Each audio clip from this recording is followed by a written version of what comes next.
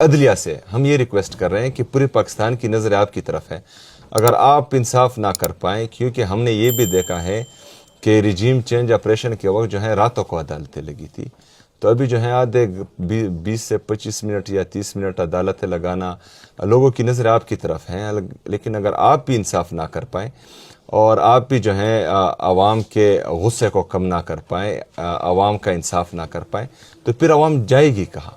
پھر عوام یہی سوچے گی کہ ہم نے جو ہے انصاف خود کرنا ہے، اور جب عوام نکلے گی وہ انصاف خود کرے گی تو وہ اپنے قوانین بھی پھر خود بنائیں گی اور ہر قانون کو اپنے ہاتھ میں لے گی، تو پاکستان جو ہے وہ تتر بتر ہو جائے گا.